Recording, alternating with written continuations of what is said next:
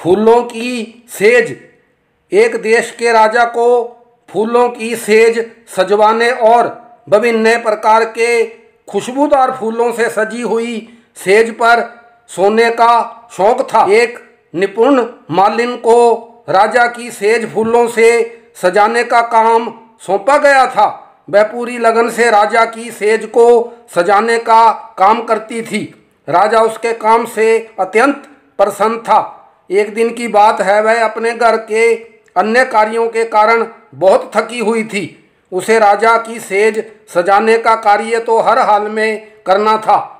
राजा की सेज को फूलों से सजाने के उपरांत थकी होने के कारण वह राजा की सेज पर ही बैठ गई और उसे इस बात का पता ही नहीं चला कि फूलों से सजी हुई राजा की सेज पर उसे कब नींद आ गई। काफ़ी समय तक वह गहरी नींद में सोई रही। इतने में राजा भी अपने शयन कक्ष में आ गया। मालिन को अपनी सजी हुई सेज पर इस तरह खर्राटे बरते हुए राजा आग बबूला हो गया। उसने तत्काल अपने सेवकों को बुलाकर उसे पकड़कर राज दरबार में लेकर आने का आदेश दिया।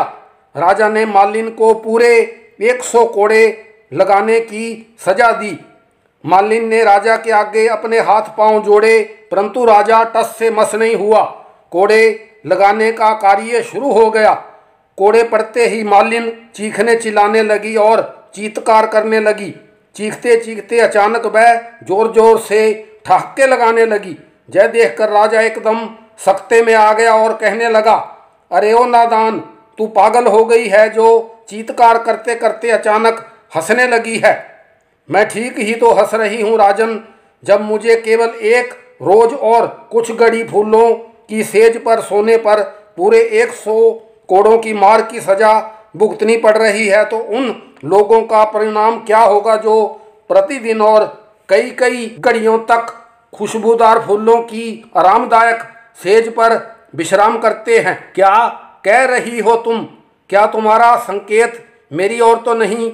यदि ऐसा ही है तो तुम्हारे ऊपर बरसाए जा रहे कोड़े मेरे ऊपर बरसाए जाएं। हे सेवक, इस बेकसूर पर कोड़े बरसाना बंद करो और हजारों की मात्रा में मेरे ऊपर कोड़े बरसाओ। राजा की आंखें खुल चुकी थी। राजा ने मालिन को बहुत सारा इनाम देकर सम्मानपूर्वक विदा किया और यह प्रण लिया कि आज से और अभी से वह आराम और विलास की सारी वस्तुओं का त्याग कर सादगी भरा जीवन व्यतीत करेगा और जनसेवा के कार्यों में अधिक से अधिक ध्यान देगा।